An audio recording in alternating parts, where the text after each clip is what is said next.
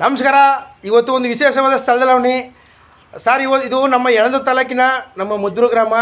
ಇಲ್ಲಿ ಇವತ್ತು ಒಂದು ವಿಶೇಷ ವ್ಯಕ್ತಿನ ಪರಿಚಯ ಮಾಡಿಕೊಡ್ತೀನಿ. ಇವ್ರ ಹೆಸರು ಸಂದೀಪ್ ಅಂತ, ರೇಷ್ಮೆ ಬೆಳೆಗಾರರು. ನೋಡಿ, ನಮ್ಮ ಯಳಂದೂರು ತಾಲೂಕು ಮತ್ತು ಕೊಳ್ಳೇಗಾಲ ಭಾಗದಲ್ಲಿ ಹಿಂದಿನ ಕಾಲದಲ್ಲಿ ಮೈಸೂರು ಮಹಾರಾಜರ ಕಾಲದಲ್ಲಿ ಮತ್ತು ಟಿಪ್ಪು ಸುಲ್ತಾನ್ ಕಾಲದಲ್ಲಿ ರೇಷ್ಮೆ ಗೂಡು ಮತ್ತು ರೇಷ್ಮೆ ನೂಲಿಗೆ ಹೆಸರುವಾದಿ ಆಗಿದ್ದಂಥ ಒಂದು ತಾಲೂಕು. ಈ ತಾಲೂಕಿನಲ್ಲಿ ಆಗಿನ ಕಾಲದಲ್ಲಿ ಎಷ್ಟೋ ಜನ ತಮ್ಮ ಜೀವನೋಪಾಯಕ್ಕಾಗಿ ರೇಷ್ಮೆ ಗೂಡನ್ನು ರೇಷ್ಮೆ ಬೆಳೆ ಬೆಳೀತಕ್ಕಂಥದ್ದು ಮತ್ತು ರೇಷ್ಮೆ ಹುಳುವನ್ನ ಮೇಯಿಸ್ತಕ್ಕಂಥದ್ದು ವಾಡಿಕೆಯಾಗಿತ್ತು.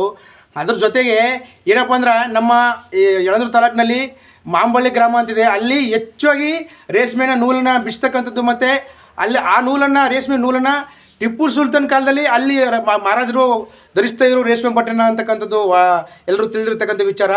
ಈ ಒಂದು ನಿಟ್ಟಿನಲ್ಲಿ ನಮ್ಮ ಚಾಮರಾಜನಗರ ಜಿಲ್ಲೆಯ ರೇಷ್ಮೆ ಇಲಾಖೆ ಏನಿದೆ ಅದು ಒಂದು ಈ ರೇಷ್ಮೆ ಬೆಳೆಗಾರರನ್ನು ಒಂದು ಪ್ರೋತ್ಸಾಹಿಸಿ ಈ ಥರಕ್ಕೆ ಒಂದು ದೊಡ್ಡ ಪ್ರಮಾಣದಲ್ಲಿ ಮೊದಲೆಲ್ಲ ತಟ್ಟೆ ಮೇಜ ಮತ್ತು ಗಳು ಚಂದ್ರಿಕೆ ದೊಣ್ಣೆಗಳು ಹಾಕೊಂಡು ಮೇಯಿಸ್ತಿದ್ರು ತಟ್ಟೆಗಳು ರೇಷ್ಮೆನ.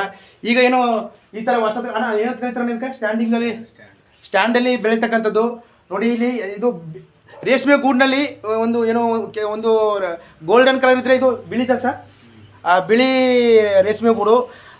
ಅವರು ಒಂದು ಯುವಕರಾಗಿ ಸಂದೀಪ್ ಮತ್ತು ಗೌತಮ್ ಅಂತಕ್ಕಂಥ ಅಣ್ಣ ತಮ್ಮಂದ್ರು ಇಬ್ಬರು ನಮ್ಮ ಮದ್ದೂರು ಗ್ರಾಮದಲ್ಲಿ ತುಂಬ ಆಸಕ್ತಿಯುತವಾಗಿ ಅವರು ಡಿಗ್ರಿ MA ಓದಿದ್ರು ಸಹ ಇದನ್ನು ಮಾಡಬೇಕು ಅಂತಕ್ಕಂಥ ಒಂದು ಆಸಕ್ತಿಯಲ್ಲಿ ಮಾಡ್ತಾವ್ರೆ. ಈ ಥರ ಯುವಕರುಗಳು ಮುಂದೆ ಬರಬೇಕು. ಬ್ರದರ್, ಇದನ್ನ ಎಷ್ಟು ವರ್ಷದಿಂದ ಮಾಡ್ತಿದ್ದೀರಿ ಸಂದೀಪ್ ಅವರೇ? ಇದನ್ನು 2 ವರ್ಷದಿಂದ ಮಾಡ್ತಿದ್ರಿ. ನಿಮ್ಮ ತಂದೆಯ ಕಾಲಿಂದ ಹಿಂದಿನ ಕಾಲಿಂದ ಮಾಡ್ತಾಯಿದ್ರಾ?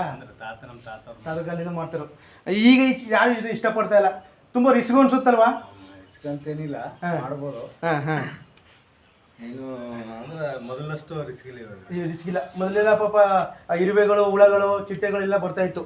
ಈಗ ಅದರದ್ದೇನು ಸಮಸ್ಯೆ ಇಲ್ಲ. ಸಮಸ್ಯೆ ನೋಡ್ಕೋಬೇಕು ಅಷ್ಟೇ. ಅದನ್ನು ಅಣ್ಣ, ಇದನ್ನ KG ಲೆಕ್ಕದಲ್ಲಿ ಹೆಂಗೆ ಮಾರಾಟ ಮಾಡೋದು ಹೆಂಗೆ ನೀವು ಇದನ್ನ ಬೆಳೆದಾದ್ಮೇಲೆ? ಇದು ಮಾರ್ಕೆಟ್ ಇದೆ, ಅದಕ್ಕಾಗಿ ಮುರುಗುಂಡ ಮಾರ್ಕೆಟು, ಮುರುಗುಂಡ, ರಾಮನಗರ, ಮೈಸೂರು, ಈಗೆಲ್ಲ ಆನ್ಲೈನು. ತುಂಬ ಬೇಡಿಕೆ ಇದೆ. ಬೇಡಿಕೆ ಆಲ್ಮೋಸ್ಟ್ ಆಲ್ ಚೆನ್ನಾಗಿ ಬೇಡಿಕೆನೇ ಇದೆ. ಇದು ನಮ್ಮ ತಾಲೂಕಲ್ಲಿ ಯಾವ್ಯಾವ ಊರ್ಲಿ ಈ ಥರ ಮಾಡ್ತಾ ಇದ್ದಾರೆ? ನಮ್ಮ ತಾಲೂಕಲ್ಲಿ ಅಗ್ರದವ್ರು ಒಬ್ರು ಮಾಡ್ತಾವ್ರೆ. ಹಂಗೆ ಯಾಗಂಬಳ್ಳಿಲಿ ಒಂದಿಬ್ರು, ಹೊನ್ನೂರಲ್ಲಿ ಒಂದಿಬ್ರು, ಕಿಸ್ತೂರಲ್ಲಿ ಒಂದು 5 ಜನ ಮಾಡ್ತಾ ಇದ್ದಾರೆ. ನಾವು ಈ ವಿಡಿಯೋ ಮಾಡ್ತಿರೋ ಉದ್ದೇಶ ಅಂತಂದರೆ, ಇತ್ತೀಚಿನ ದಿನಗಳಲ್ಲಿ ಇದನ್ನು ಯಾರೂ ಇಷ್ಟಪಡ್ತಾ ಇಲ್ಲ. ಈ ಜೊತೆಗೆ ನಮ್ಮ ಯಳಂದೂರು ತಾಲೂಕಲ್ಲಿ ಇದನ್ನ ನಂಬ್ಕೊಂಡು ರೇಷ್ಮೆ ಗೂಡು, ರೇಷ್ಮೆ ಹುಳ ತೆಗೆಯೋದು, ನೂಲು ತೆಗೆಯೋದೇ ನಂಬ್ಕೊಂಡು ಎಷ್ಟೋ ಸಾವಿರಾರು ಕುಟುಂಬಗಳು ಬದುಕ್ತಾ ಇದ್ವು. ಈಗಲೂ ಸಹ ಉದಾಹರಣೆಗೆ ನೀವು ನೋಡಬೇಕು ಅಂದರೆ ನಮ್ಮ ಮಾಂಬಳ್ಳಿ ಗ್ರಾಮದಲ್ಲಿ ಈಗಲೂ ಸಹ ಹೆಂಗಸುಗಳು ರೇಷ್ಮೆ ನೂಲು ಬಿಚ್ಚ ಕೆಲಸನ ಮಾಡ್ತಾರೆ, ಅದರಿಂದ ಜೀವನ ಸಾಗಿಸ್ತವ್ರೆ.